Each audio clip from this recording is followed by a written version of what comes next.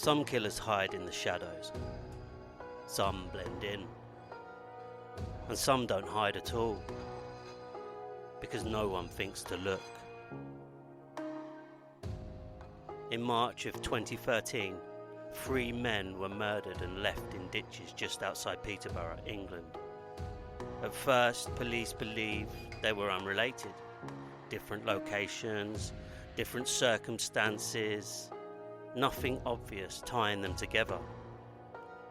What they didn't see, what they missed, was a woman who walked openly among them, calm, smiling, and already planning her next attack. This is what they hide. Hidden crimes in plain sight. And this is the story of Joanne Dennehy.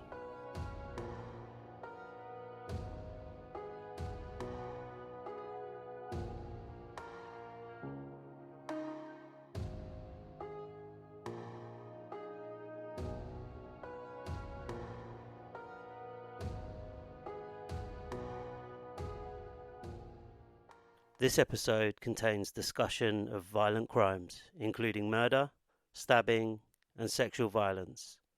Listener discretion is strongly advised.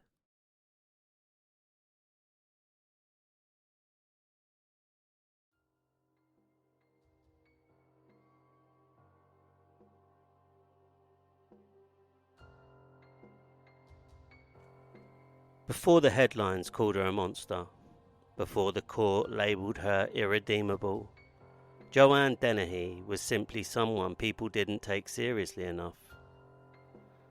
And that may be the most dangerous thing about her story. As a society, we want evil to be obvious. We want it loud. We want it sloppy. We want it to look like something we already recognise.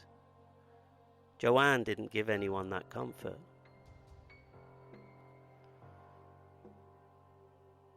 Psychologists who later studied Joanne described her as displaying traits consistent with severe psychopathy, not impulsive chaos, but calculated emotional emptiness. One forensic psychiatrist involved in her assessment reportedly said that she was not driven by rage or desperation, but by curiosity and dominance. That distinction matters, because rage burns hot and fast. Curiosity lingers.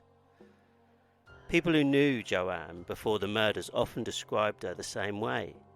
She was intense, like she was always watching you, never quite knew if she was joking. She could be charming, but there was something behind it. That something wasn't hidden violence. It was emotional detachment. Joanna didn't bond the way most people do. She mirrored others instead, reflecting back what they wanted to see. Experts call this instrumental social behaviour. Relationships used for function, not connection. To Joanne, people were not equals. They were tools. This is where I always pause, because we tend to ask the wrong question. We ask, why didn't anyone stop her? But maybe the better question is, why didn't anyone believe her? Because Joanne told people who she was, just not in the ways they were prepared to hear. Long before March 2013, Joanne spoke about violence casually, not emotionally, not angrily, curiously. People later recalled her making comments about hurting others, framed as jokes, hypotheticals, exaggerations. One acquaintance reportedly said she talked about violence like someone describing an experience they wanted to try. And that's deeply significant. According to criminal psychologists, fantasizing aloud is often a form of boundary testing. The person isn't confessing, they're watching reactions. If people recoil, they retreat. If people laugh, dismiss, or minimize, they advance. Joanne advanced. Every laugh taught her something. Every dismissal confirmed something else. She was learning that there were no consequences. Investigators later acknowledged something uncomfortable. They weren't looking for a woman. One senior officer involved in the case reportedly admitted that early assumptions delayed pattern recognition because female offenders simply weren't considered a realistic threat at that stage. That blind spot wasn't malicious. It was cultural. Anger in men is seen as dangerous. Anger in women is seen as emotional instability. Joanne lived inside that assumption, and she exploited it. Joanne had children. That fact alone caused people, even professionals, to hesitate, because motherhood is still wrongly treated as proof of empathy. But psychologists are clear on this point. Psychopathy is not erased by parenthood. Attachment can exist without compassion. One expert later stated that Joanne could compartmentalise completely, switching roles without emotional overlap. Mother, partner, killer. Each existed independently, and that ability to separate identity from action is one of the most dangerous traits of all. And this is the part that makes people uncomfortable, because if someone like Joanne can exist, if someone can blend this easily, then the line between normal and dangerous isn't as clear as we want it to be, and that scares us more than monsters ever could.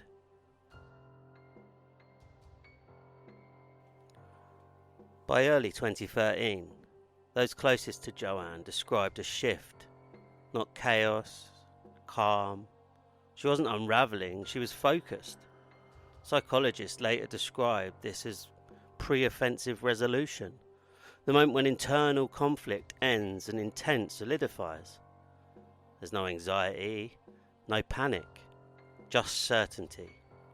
Joanna had crossed that point, and once she did, nothing outside of her mattered anymore. Not consequences, not victims, not herself, only the experience. Joanne Dennehy didn't become a killer overnight. She became one slowly, in full view, while everyone around her explained away what made them uneasy. What they hid wasn't evidence, it was discomfort. And when discomfort is ignored long enough, it turns into tragedy. Before the first body was found, before the ditches, the knives, the trials, Joanne Dennehy was already dangerous. Not because she hid it well, but because no one wanted to believe it. And that is where this story truly begins.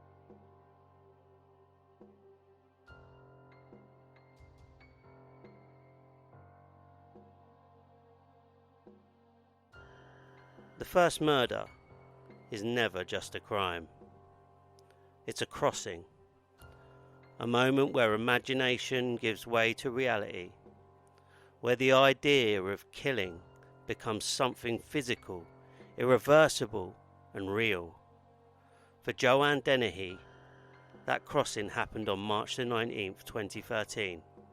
For John Chapman, it was the last day of his life.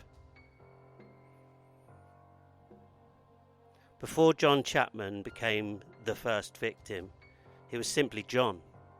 He was known by people around him as kind, gentle and trusting to a fault.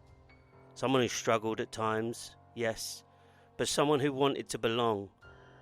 One person who knew him later said, "John didn't have much, but if you needed help, he gave you what he had." He wasn't reckless, he wasn't confrontational, he wasn't dangerous. And that mattered, because offenders like Joanne don't always choose victims they hate. They choose victims they can control. John trusted people easily, and he trusted Joanne. Experts who later examined Joanne's behaviour were clear. John was not chosen randomly. He was chosen because he was accessible. A forensic psychologist involved in the case later explained that first victims are often selected because they offer the least resistance, emotionally, socially, or physically. The offender isn't looking for a challenge, one expert said. They're looking for certainty. John represented certainty. He believed Joanne was his friend. He had no reason to suspect danger, and that allowed Joanne to maintain complete control over the situation, right up until the final moment.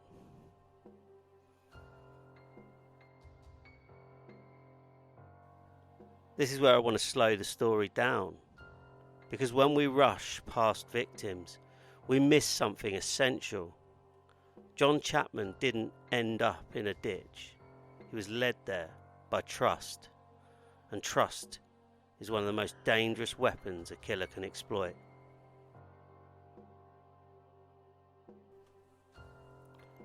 On the day John was killed, there was nothing dramatic about the beginning.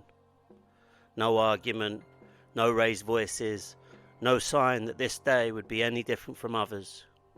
Investigators later found no evidence of conflict leading up to the attack. That tells us something important. John wasn't afraid. One officer involved in reconstructing the timeline later said, "There was no indication he sensed any immediate danger, which means that until the very last moment, John likely believed he was safe." That's important, because fear changes behaviour, and John didn't have the chance to protect himself. By this point, Joanne Dennehy had already crossed an internal threshold. Psychologists call this pre-offence resolution, the moment when moral hesitation ends and intent becomes fixed. Once that happens, the offender isn't nervous, they're calm. Joanne wasn't spiralling, she wasn't panicking, she was composed. Later assessments would describe her emotional state as detached but alert, fully aware, fully choosing. This was not an accident, this was not a loss of control, this was deliberate. When Joanne attacked John, it was sudden. There was no prolonged struggle, no chance for escape. She stabbed him repeatedly. The violence was not chaotic, it was purposeful. Psychologists later described the attack as instrumental violence, violence used to achieve an internal goal, not to express anger. And that distinction is chilling, because it means Joanne was not overwhelmed by emotion. She was focused. We can never fully know John's final thoughts, but investigators believe the attack came without warning, which means his last moments were likely filled with confusion, trying to understand how someone he trusted had suddenly become his attacker. That betrayal is its own kind of trauma. One investigator later reflected quietly. It's hard not to think about the shock of it. Someone you know suddenly doing that. John didn't die because of a fight. He died because someone decided he was expendable. After John was dead, Joanne didn't stay. She dragged his body to a roadside ditch and left him there. Not concealed, not carefully hidden, discarded. Investigators later noted that the placement suggested indifference rather than fear. One officer involved said, "It didn't look like someone trying desperately to get away with murder. It looked like someone finished with what they were doing." That detail is important, because panic leaves traces, and Joanna left none. I think about John here, alone, unseen, reduced to evidence, and I think about how quickly a person can disappear once someone decides their life doesn't matter. That's the part that stays with me. Later, Joanne would speak about this first murder, not with horror, not with regret, but with curiosity. She reportedly told clinicians she was surprised by how it made her feel, not sick, not ashamed, but powerful. A forensic psychiatrist later said, "This was the moment she realised killing gave her something she wanted. And once that realisation occurred, the internal barrier, the thing that stops most people, was gone." When John Chapman's body was discovered, police initially treated it as an isolated homicide. There was no immediate sense of urgency beyond solving this crime. One investigator later admitted, "At that stage there was no reason to believe we were looking at the start of a series." But Joanne already knew better. She'd learned something about herself, and about how much time she had.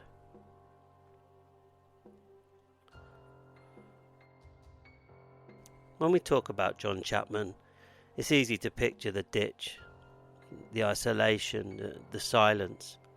But John didn't disappear quietly. He was missed. Long before police tape marked the roadside, people noticed his absence. Family members later spoke about the confusion that came first. Missed calls, unanswered messages, the growing feeling that something wasn't right. One relative later said, "John wasn't the kind of person who just vanished. If he didn't show up, you worried." That worry turned into fear, and fear eventually turned into confirmation. When police contacted John's family, there was no preparation that could soften the moment. Investigators later described those conversations as some of the hardest parts of the job, because there are no words that make sense of what has happened. One officer quietly reflected, "You're not just telling them someone has died, you're telling them their future has changed." For John's family, time split in two.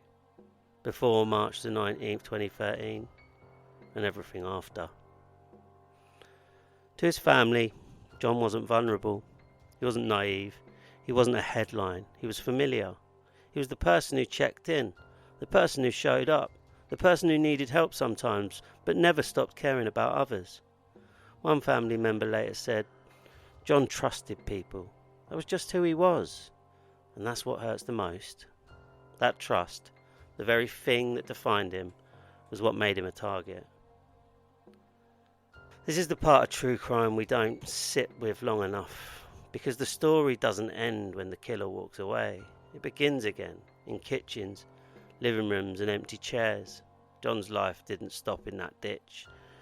It stopped everywhere else first.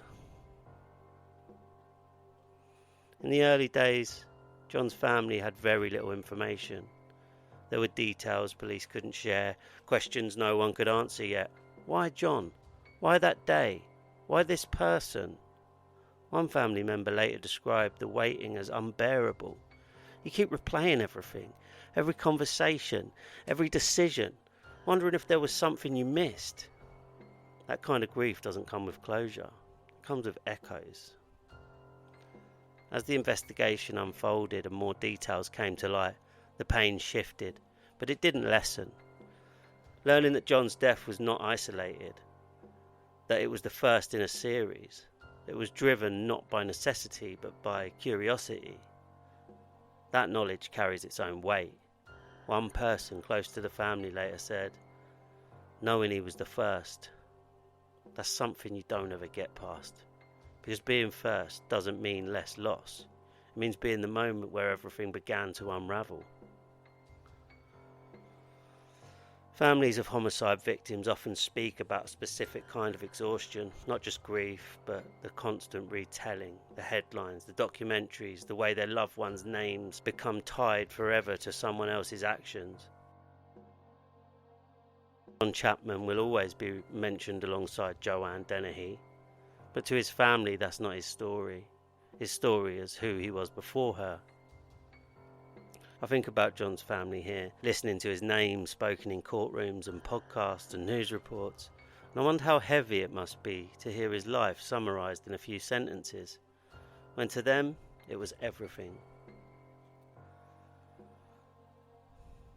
John Chapman was not important because he was first. He was important because he mattered, because he was loved, because his absence created a silence that no sentence, no verdict, no explanation can fill. And as this story continues, as Joanne Dennehy escalates, as the crimes multiply, it's important we don't let John fade into the background, because this didn't begin with a killer discovering something about herself. It began with a family losing someone they can never replace.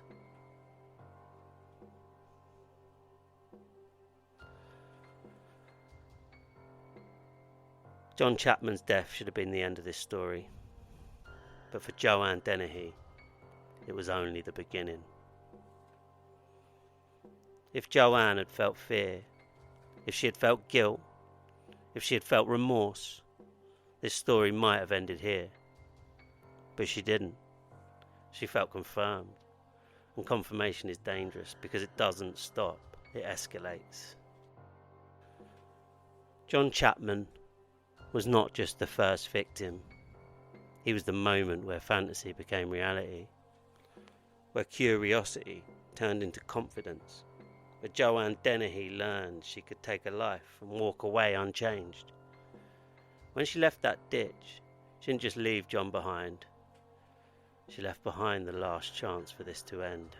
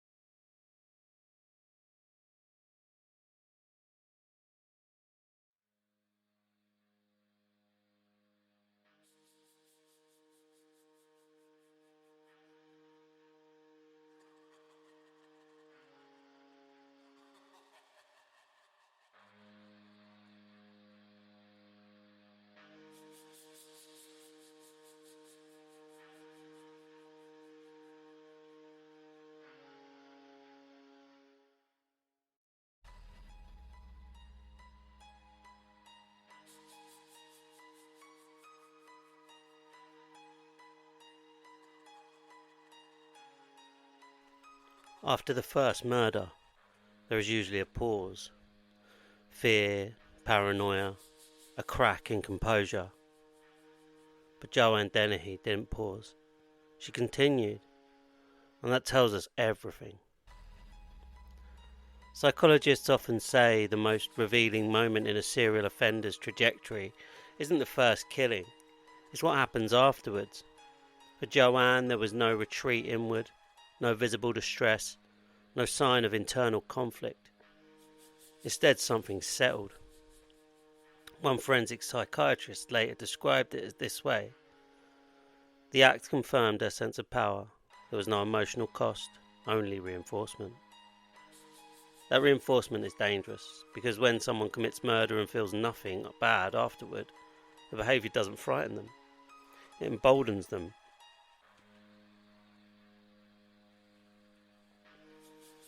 This is the moment where I stop thinking about violence and start thinking about permission. Because once someone realises they can take a life and continue on as if nothing happened, the rules no longer apply. 2 days after John Chapman was killed, another man lost his life. His name was Kevin Lee. Kevin wasn't a headline either, until he became one. He was someone's son, someone's friend, someone who existed in the margins but mattered deeply to those who knew him. People who knew Kevin described him as a quiet, reserved and struggling, but not dangerous. One acquaintance later said, Kevin kept to himself. He wasn't someone who caused trouble. And like John, Kevin trusted Joanne. Kevin Lee was stabbed repeatedly. His body, like John's, was left in a roadside ditch. From the outside, the crime still looked disconnected. Different men, different circumstances, no obvious link. But to Joanne, the pattern was already forming. Same method, same disposal, same emotional outcome. Psychologists call this behavioural reinforcement, when Repetition strengthens confidence rather than triggering fear. Joanne wasn't improvising, she was refining. What's striking about this period is how openly Joanne lived her life. She didn't isolate herself, she didn't withdraw, she socialised, she travelled, she drank in pubs and talked freely. People later recalled how calm she seemed, how unbothered. One person who encountered her around this time said, "She didn't seem like someone hiding anything." That's what's so unsettling. That calm wasn't an act, it was certainty. We talk a lot about guilt as if it's inevitable. But guilt isn't automatic. For some people, violence doesn't create shame, it creates clarity. Clarity is far more dangerous. Kevin Lee's family felt the same shock John's family did, but with an added layer of confusion, because there were no answers, no clear motive, no explanation that made sense. One family member later said, "We kept asking why Kevin, and no one could tell us." That unanswered why is one of the cruelest parts of this story, because the truth, that Kevin was killed not for who he was, but for what he represented, offers no comfort. He wasn't targeted because he did something wrong. He was targeted because Joanne could. As police worked the case, Kevin's family began to hear whispers, rumours of another body, another ditch. At the same time, nothing had been officially confirmed, but fear crept in. One person close to the family later said, "There was this awful sense that something bigger was happening, and Kevin was part of it." That realisation that your loved one's death isn't isolated adds a new layer of grief. Because it means the violence didn't stop with them. By this point, Joanne Dennehy had learnt something critical. She had time. Police hadn't connected the murders yet. There was no public warning, no manhunt, and Joanne understood that delay, even if only instinctively. Psychologists later noted that her behaviour during this period suggested perceived invincibility, a belief that she was smarter than the system, faster than suspicion, and that belief fueled escalation. This is where the story becomes unbearable for me, because somewhere between the first and second murder, there was still a chance for interruption, a chance for recognition, but instead confidence grew, and when confidence grows unchecked, more lives are lost. Kevin Lee did not deserve to be remembered only as the second victim. He deserved the same thing everyone does: safety, dignity, and a future. His life mattered, and to his family, his absence is not a statistic. It's an empty space that never closes. 2 men were gone, 2 families were shattered, and the person responsible wasn't hiding. She was moving freely, growing bolder with every step.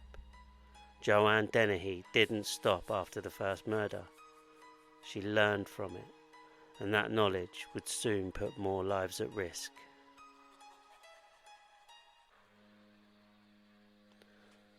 There is something particularly haunting about the third murder. By this point, patterns are forming. Confidence has grown, and yet the world hasn't fully caught up. For Joanne Dennehy, Luke Walmsley was not chosen randomly, not because she knew him well, but because he was accessible, vulnerable, and alone. For Luke, like the first 2 victims, the attack would come out of nowhere and forever change everyone who loved him. Luke Walmsley was 40 years old. He lived a quiet life in Peterborough, keeping to himself for the most part, but he was deeply loved by his family. A cousin later described him as, "Luke was the kind of person who'd help anyone, no matter how small the favour. He had a gentle nature, soft-spoken, thoughtful, reliable." Neighbours remembered him walking his dog, chatting politely in the street, never someone you'd imagine caught in violence. To his friends and family, Luke was ordinary, in the best sense of the word, a man of routine, care, and quiet kindness. And yet, ordinary was exactly what made him vulnerable. By the time Joanne targeted Luke, she had already killed twice. Psychologists describe this stage as escalatory selection. The offender begins choosing victims not out of personal connection, but for opportunity, availability, and perceived ease.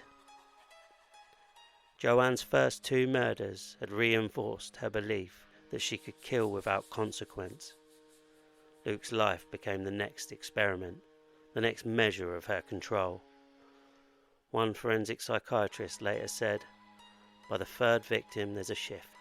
The killing is no longer about need or fear, it's about power and testing boundaries." Luke had no connection to her. He had done nothing wrong. He simply existed in a moment where she could act. The attack itself was sudden. Joanne approached Luke, stabbing him repeatedly. He had no warning, no chance to defend himself. Investigators later noted that the method, stabbing and leaving the body in a ditch, was now consistent, direct, controlled, unhesitant. Psychologists termed this instrumental, rehearsed violence. Luke's life ended not in chaos or passion, but in calm calculation. Luke's family later spoke about him not as a victim, but as a man whose presence shaped their lives. A sibling said, "Luke wasn't in a rush for anything. He just wanted to live quietly and to help people where he could. That's why this is so hard to accept." For the family, there was no why that made sense. The randomness, combined with the brutality, left a hole that could never be filled. Another relative reflected, "The hardest thing is imagining that he knew nothing until it was too late. He didn't understand why, he didn't understand how." The grief for Luke's family was immediate, a mixture of shock, sorrow and anger, all magnified by the knowledge that his death was part of a pattern.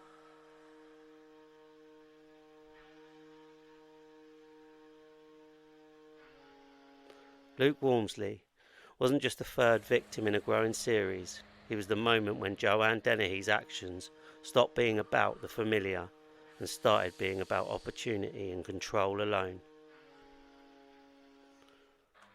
For the families of John Chapman, Kevin Lee and now Luke, the same terrible question echoed. Could this have been prevented? And the answer is the same. The warning signs were there, but no one recognised them. After Luke's murder, Joanne's behaviour began to change again. Her calm confidence, the composure she carried after the first 2 murders, started to tip into recklessness. She was no longer careful, she was no longer selective. The pattern was clear to her, but not yet to law enforcement. Psychologists note that this is often the stage where serial offenders begin to take greater risks. Their boldness rises. Their attacks become less controlled and mistakes increase.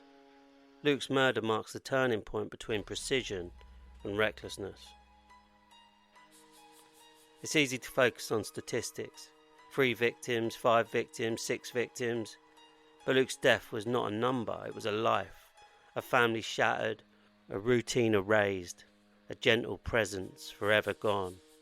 His family described living in fear afterwards. Fear that more could happen, that the pattern wouldn't stop, that someone else might be next. Every phone call, every knock at the door, we feared it was more news about him. That fear became part of our lives. Luke Walmsley's murder is the bridge. Up until this point, Joanne's killings had involved people she could access with relative control. After Luke, the risk escalates. The victims become strangers and her confidence morphs into reckless experimentation. The first random attacks, attempted murders, and the eventual collapse of her control.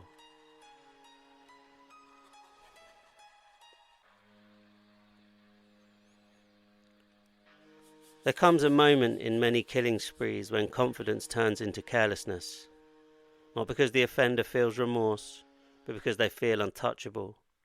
For Joanne Dennehy, that moment came when she stopped choosing people she knew and started choosing strangers. Up until now, Joanne's victims had one thing in common. They trusted her. That trust gave her control. Emotional, physical, and situational. But after the second murder, something shifted. Psychologists later described this phase as escalatory overconfidence, the point where the offender no longer needs familiarity to be powerful. One forensic psychologist explained it this way. Once the offender believes they can kill without consequence, the need for planning diminishes. The violence becomes about opportunity. Opportunity is everywhere. This is where the story stops being contained, because when a killer no longer needs trust, anyone becomes a possibility, and that's when fear spreads outward. In late March 2013, Joanne encountered a man she didn't know. There's no history, no relationship, no reason at least, none that made sense. She attacked him suddenly, stabbing him and leaving him bleeding. She assumed he would die, but he didn't. Against the odds, he survived. That survival matters because it changed the trajectory of this story. Survivors of violent attacks often describe the moment afterwards not as relief, but as disbelief, shock, confusion, pain layered with the realization that they almost didn't exist anymore. One surviving victim later described the aftermath as trying to understand how a normal moment turned into something that almost killed me. He hadn't provoked her, he hadn't known her, and that randomness is deeply destabilizing, because it means that the attack wasn't about him at all. For the survivor's family, time froze. A phone call, a hospital room, the unbearable wait to know whether he would live. One family member later said, "We went from an ordinary day to thinking we might lose him forever." Survival doesn't erase trauma, it transfers it from the victim to everyone who loves them. Joanne didn't stop. Shortly afterwards, she attacked another man, again a stranger, again sudden, again brutal. She stabbed him repeatedly and left him for dead. But once more he survived, and this time something was different. He could describe her. With two surviving victims, Joanne's invisibility began to crack. Their accounts provided details police didn't have before. A description, a pattern, a realization that these attacks weren't isolated. One investigator later said, "That's when it became clear we weren't dealing with coincidence anymore. Survival became evidence, and evidence narrowed the space Joanne had been moving freely within." It's hard to talk about survival without not acknowledging the weight it carries, because living through something like this isn't a victory lap. It's a lifetime of remembering how close you came to disappearing. For someone like Joanne Dennehy, failure isn't frightening in the way it is for most people. It's enraging. Psychologists later noted that the surviving victims represented a threat to her perceived dominance. They lived, they spoke, and that meant she was no longer in control of the narrative. This often the point where offenders make mistakes, because rage begins to leak into what was once calculated.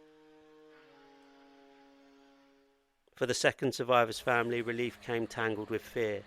Relief that he lived, fear that the person who attacked him was still free. One family member later said, "We slept with the lights on for weeks. It didn't feel over." That's the cruelty of attempted murder. There's no clean ending, only ongoing vigilance.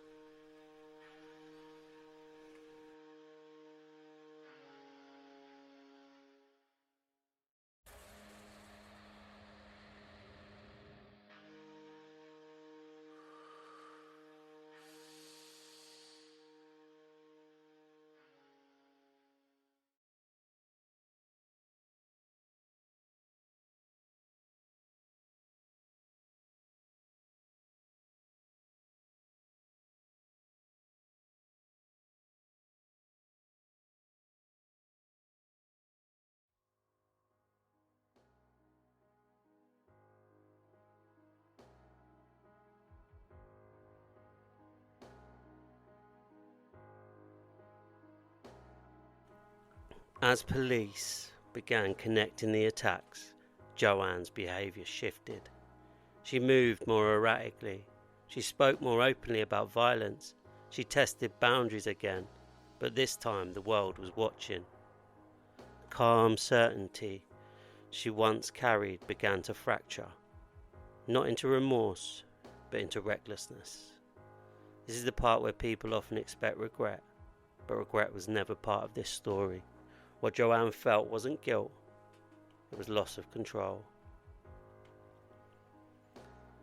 It's important to say this clearly. Joanne Dennehy was not stopped by her own conscience. She was stopped because two men survived, because they fought, because they lived, because they spoke. Their survival didn't just save their own lives, it helped prevent more deaths. Survivors of violent crime are often framed as lucky, but luck doesn't capture what they carry. They live with scars, visible and invisible, with memories they didn't choose, with families forever changed. Their lives matter not because they survived the killer, but because they continue to exist beyond her. By the time Joanne Dennehy's control collapsed, the damage was already done. 3 men were dead, 2 more were left carrying the weight of survival, and the woman who believed she was untouchable was finally visible. Next we'll talk about what happens when the system catches up, and how a killer who felt no remorse finally faces the consequences.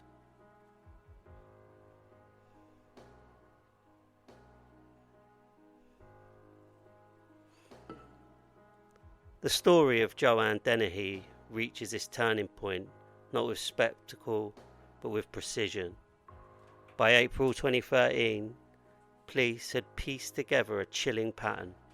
3 men murdered, 2 men left for dead, escalating attacks, and a calm, calculating perpetrator operating in plain sight. The investigation was methodical, as deliberate as Joanne herself. From the outset, investigators faced a complex puzzle. Pattern recognition. Detectives began noticing similarities between the deaths of John Chapman, Kevin Lee and Luke Walmsley. All men were stabbed, all found in roadside ditches, and all victims shared a quiet, solitary lifestyle.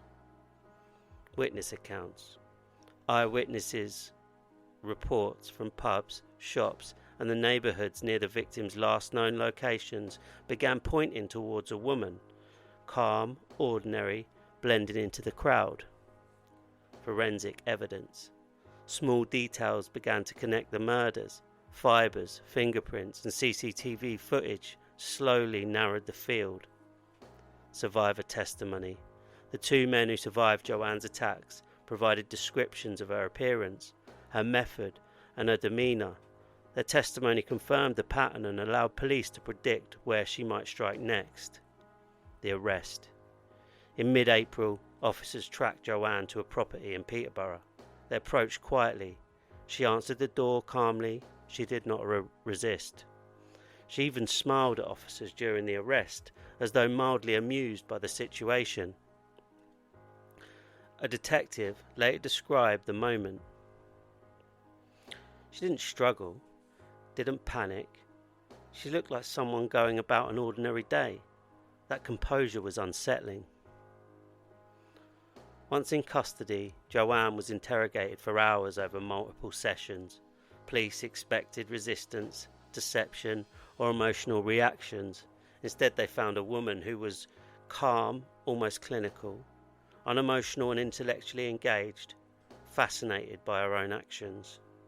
She admitted to all killings and attacks in meticulous detail, explaining her motives, methods, and thought processes. Psychologists later analysed her behaviour and concluded, Joanne Dennehy exhibits classic traits of psychopathy: lack of empathy, superficial charm, manipulativeness, and absence of remorse. She describes her crimes with curiosity and fascination rather than horror or regret. During questioning, she detailed how she selected victims for vulnerability rather than personal animosity, the deliberate nature of body disposal, her feelings during and after the attacks, which were not guilt or fear, but excitement and a sense of power. Investigators noted her detachment was total. She could discuss stabbing someone repeatedly without flinching or breaking eye contact. One officer reflected, "It was chilling. She didn't just confess, she seemed almost to teach us what she had done." For the families of John Chapman, Kevin Lee, Luke Walmsley, and the survivors, the arrest brought both relief and horror. Relief that Joanne was in custody, horror at the meticulous, remorseless nature of her crimes. A relative of Luke Walmsley said, "Knowing she was caught helped, but hearing the details, it made me feel like we were reliving the nightmare." For survivors, police interviews confirmed what they feared. Joanne had planned everything with precision, leaving them alive only by circumstance. Another family member of Kevin Lee said, "We were relieved she was caught, but understanding how methodical she was, that fear will never leave us."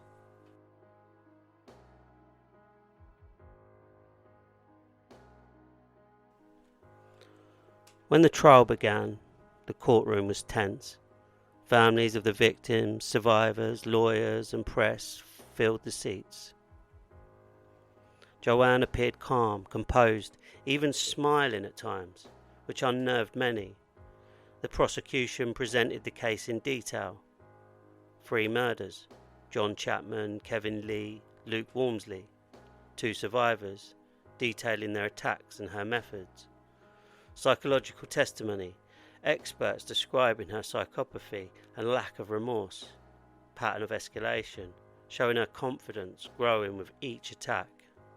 During testimony, paraphrased exchanges highlighted the emotional impact.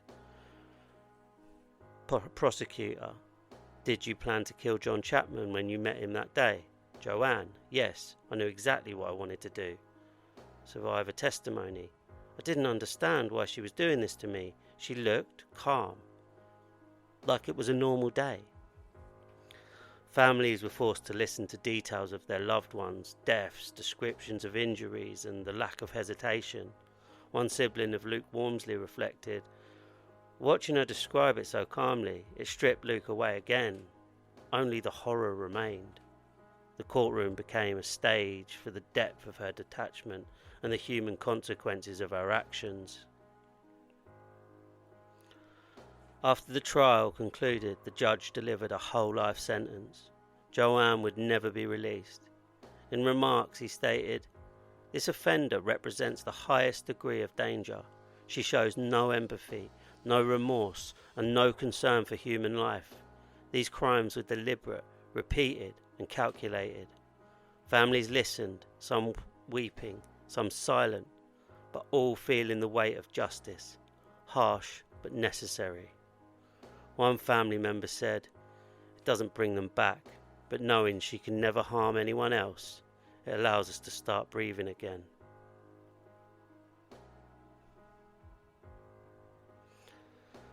Joanne Dennehy is behind bars. Her freedom is gone, but the impact of her actions reverberates through families, communities, and survivors. We remember John Chapman, gentle, trusting, lost far too soon. Kevin Lee, quiet, kind, silenced unexpectedly. Luke Walmsley, ordinary, loved, whose absence leaves a permanent void. And the surviving victims, living reminders of courage under unimaginable circumstances. Their families continue to carry grief, trauma, and unanswered questions. The lessons are profound. Danger can appear calm, ordinary, and in plain sight. Violence doesn't always look the way society expects. Awareness and attention matter. Sometimes they can save lives. Survivors and families are central to the story, not footnotes. In the end, the true measure of remembering isn't just understanding the criminal, it's honouring the lives that were taken, the people who survived, and the stories that must continue. We remember the victims, we learn from the darkness, and we carry their stories forward.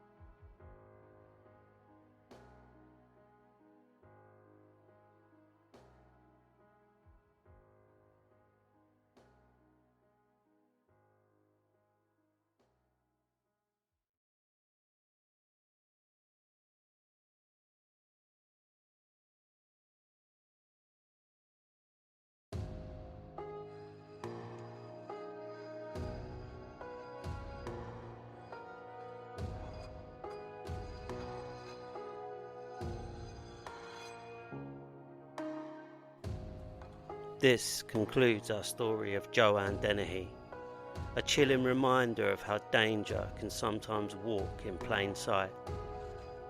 But as we close this episode, let us remember the people at the heart of this story. John Chapman, taken too soon, remembered for his trust and kindness. Kevin Lee, whose quiet life and gentle nature were stolen from those who loved him. Luke Walmsley, ordinary in life, extraordinary in the love he gave. And the surviving victims, living with courage, trauma and resilience. Their lives, their stories and their families remind us that the human cost of crime extends far beyond the headlines. As we continue this series, we aim not to sensationalize the darkness, but to honor those affected, shine light on hidden crimes and reflect on the lesson they leave behind. If this episode has stayed with you, let it be a reminder to look closer, to pay attention and to value every life, especially those we might otherwise overlook. This has been What They Hide, Hidden Crimes in Plain Sight. Thank you for listening.